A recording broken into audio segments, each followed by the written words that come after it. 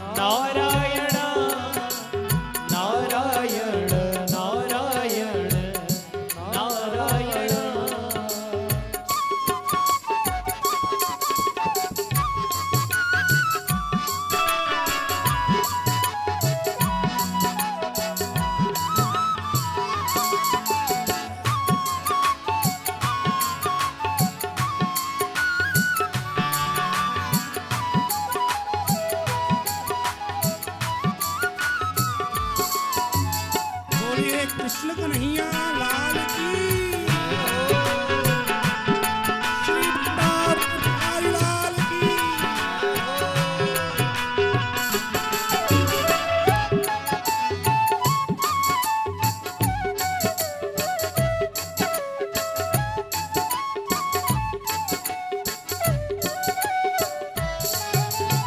जो भी बंधु इस कथा मंडप में किसी भी बहाने से पधारे हैं,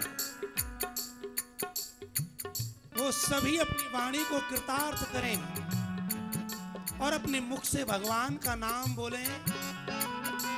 ये मानव शरीर की सफलता भगवान के नाम से ही है। सभी बोलें, बड़े भाव से बोलें।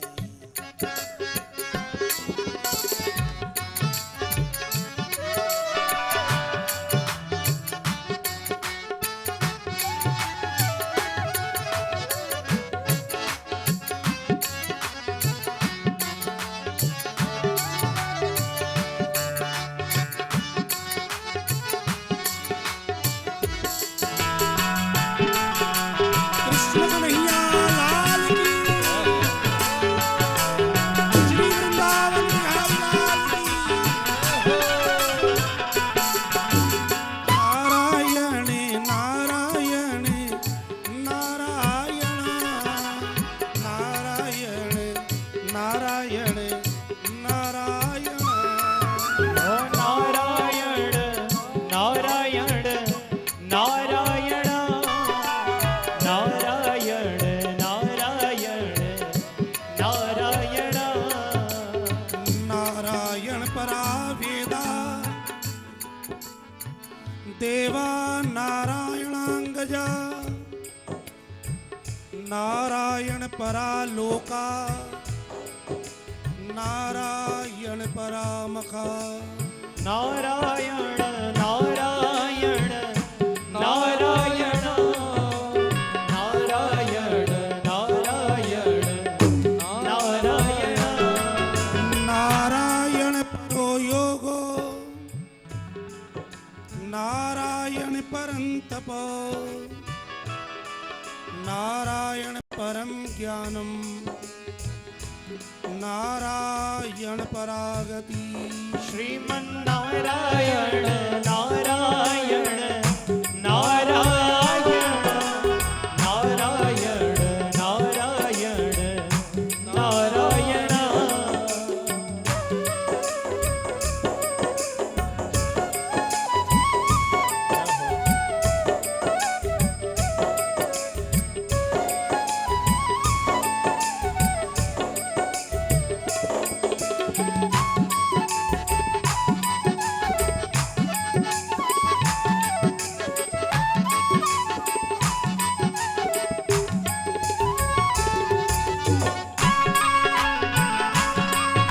दोनों हाथ उठा के ताली सेवा करते हुए गाइए भगवान।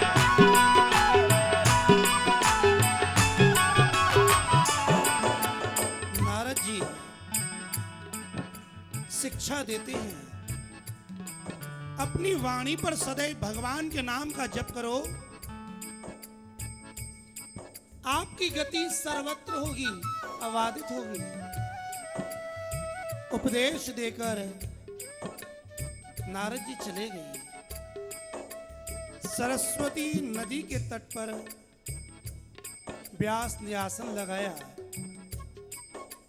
समाधि लगी और समाधि में 3 तत्वों का दर्शन किया।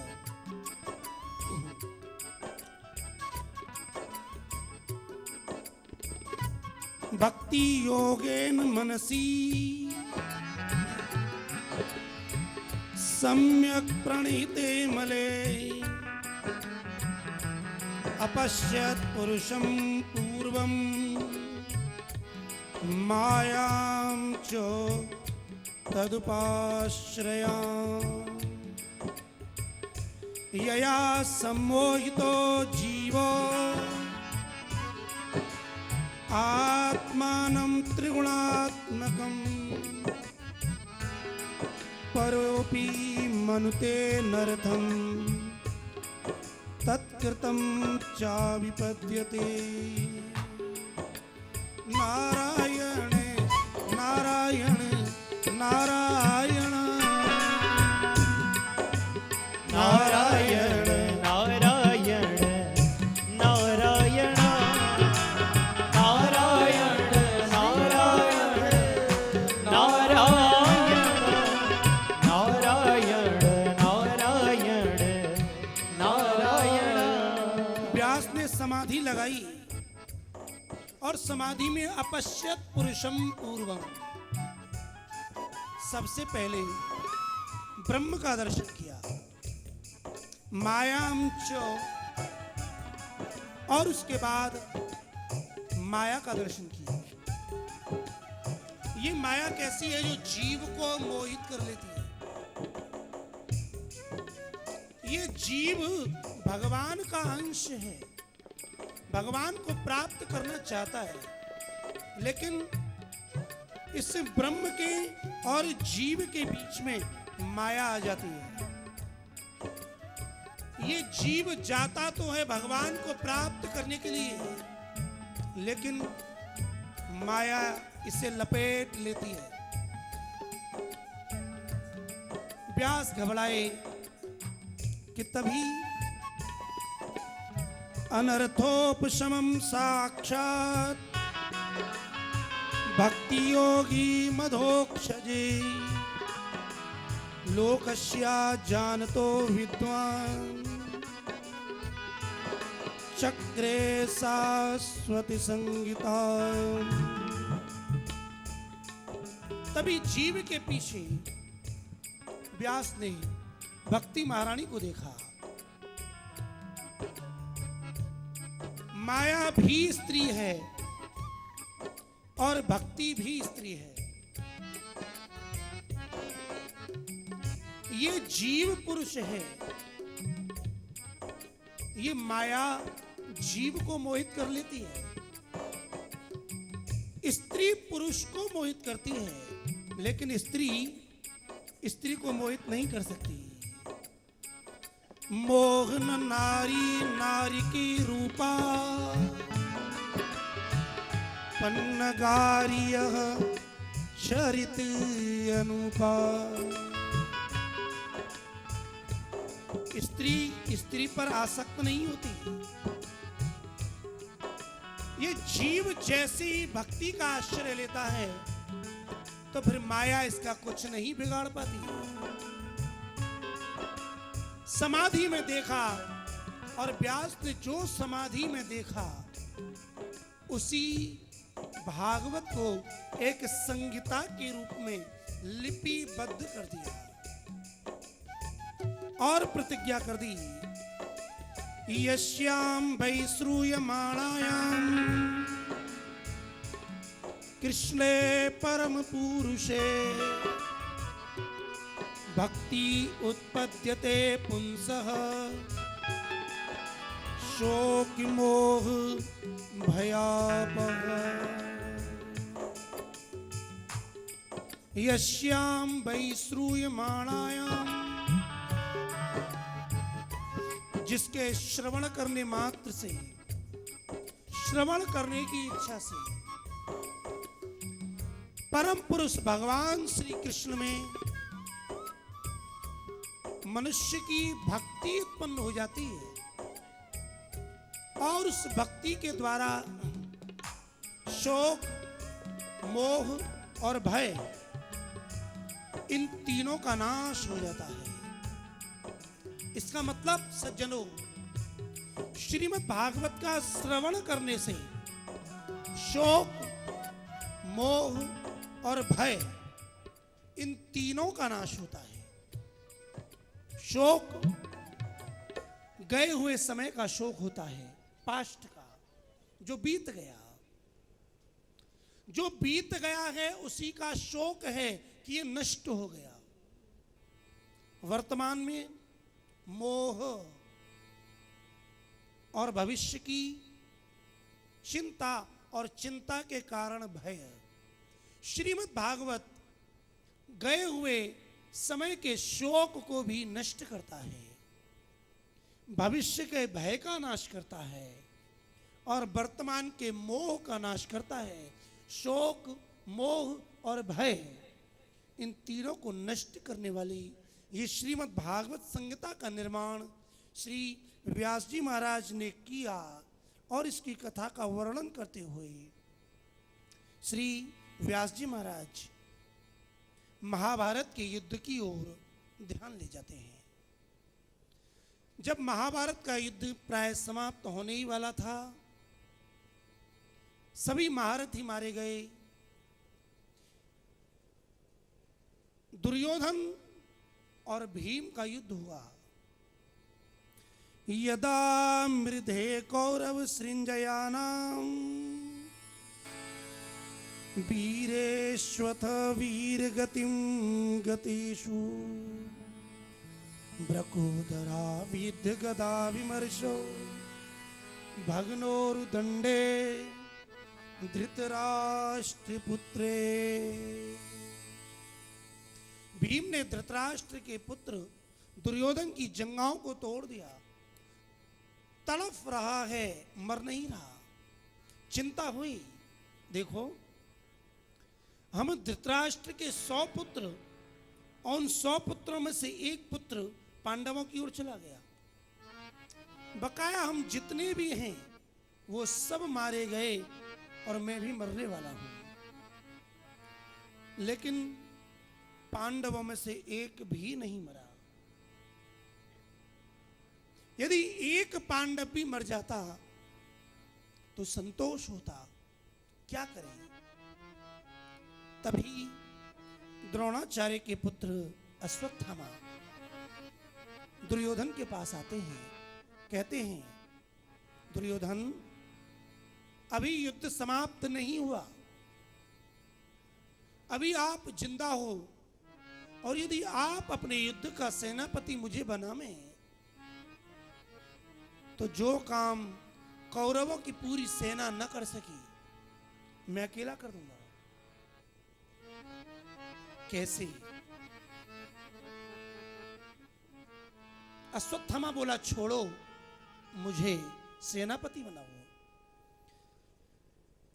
दुर्योधन का शरीर खून से लथपथ था।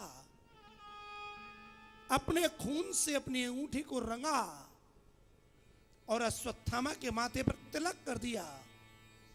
आज से मेरा सेनापति तू। अश्वत्थामा ने चालाकी की। उसने विचार किया कि आज रात्रि को जब पांडव सो जाएंगे तब मैं इन 5 पांडवों का वध कर दूंगा। आज महाभारत का युद्ध प्राय समाप्त हुआ। पांडव थक गए हैं, सोना चाहते हैं। सोने के लिए जा रहे थे, तभी द्वारकाधीश आए। सोते हुए पांडवों को जगाया।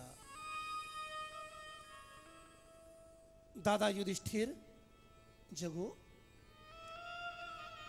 दादा भीम जागो, अर्जुन उठ।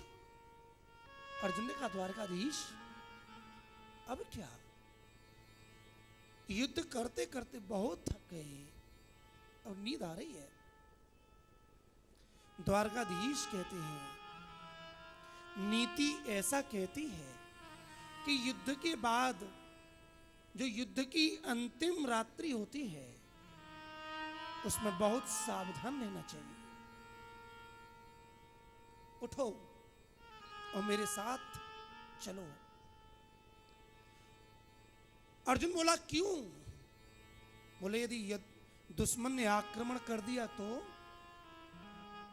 अर्जुन कहता है, द्वारकाधीश, जो मारने वाला आएगा मुझे डर नहीं। क्यों? क्योंकि उसकी केवल 2 भुजाएं होंगी और जो मुझे बचाने वाला है उसकी 4 भुजाएं हैं, उसकी सहस्र भुजाएं हैं। मुझे कौन मार सकता है?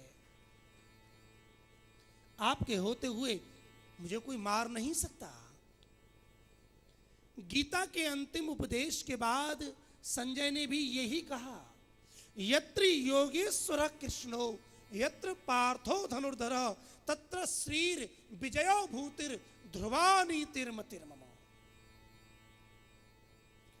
गीता का प्रारंभ धर्म शब्द से होता है और गीता का अंत मम शब्द से होता है। धर्म क्षेत्रे कुरुक्षेत्रे समवेत्ता युयुत्सवः मामकाः पांडवाश्चैव किमकुर्वत संजय। गीता का प्रारंभ धर्म से होता है और अंत ध्रुवा नीतिर मतिर्मम, मम शब्द से होता है। इसका अभिप्राय मम मानी मेरा, धर्म ही मेरा है। जो धर्म के मार्ग पर चलता है भगवान उसकी रक्षा करते हैं। अर्जुन ने कहा चिंता नहीं, करिष्ये वचनम तव,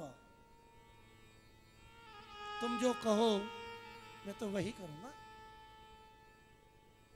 तो अर्जुन बोले जल्दी उठो। कृष्ण ने कहा अर्जुन से, अर्जुन उठा, पांडव उठे, चल दिए। अंधेरी अमावस्या की भयंकर काली रात्रि थी। वहीं पर द्रौपदी के 5 बालक सो रहे थे जो अभी युवान नहीं हो पाए। अंधेरे में अश्वत्थामा हाथ में खड़ग लेकर प्रतिशोध की ज्वाला से जलता हुआ दौड़ता हुआ आया। अंधेरे में कुछ दिखा नहीं। जहां ये 5 द्रौपदी के पुत्र सो रहे थे, एक एक करके उन 5 के मस्तक काट दिए और उन 5 द्रौपदी पुत्रों के मस्तक को एक साथ लेकर बड़ी प्रसन्नता के साथ दौड़ता हुआ दुर्योधन के पास गया। बोला दुर्योधन दुर्योधन देख, काम तेरी पूरी सेना न कर सकी। पितामह भीष्म, गुरु द्रोणाचार्य, कर्ण, शकुनी बड़े बड़े वीर ना कर सके, वो काम मुझ अकेले ने कर दिया। ले आज पांडवों के 5 मस्तक मेरे पास है।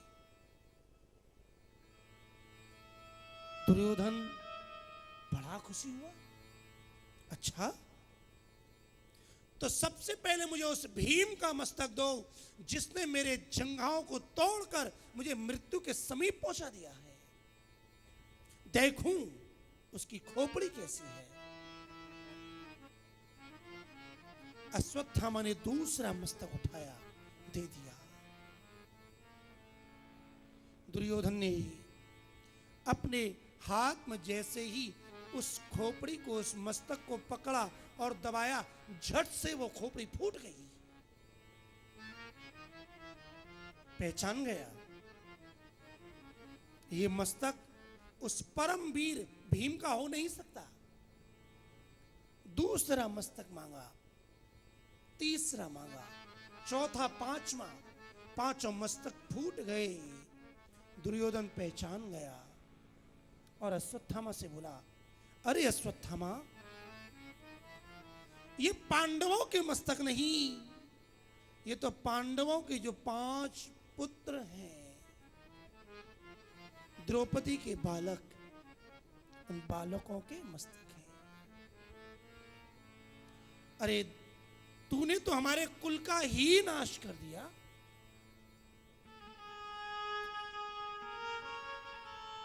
सज्जनों, दुर्योधन को वरदान मिला हुआ था कि जब हर्ष और दुख दोनों एक साथ होंगे तब ही दुर्योधन के प्राण निकलेंगे। आज पहले दुर्योधन को प्रसन्नता हुई, उसके बाद दुख हुआ, तभी दुर्योधन के प्राण निकल गए। अश्वत्थामा वहां से भागा। प्रातः काल को पांचों पांडव द्रौपदी शिविर में आए। अपने पांचों पुत्रों का मस्तक कटा देखकर आज वो द्रौपदी रोने लगी। माता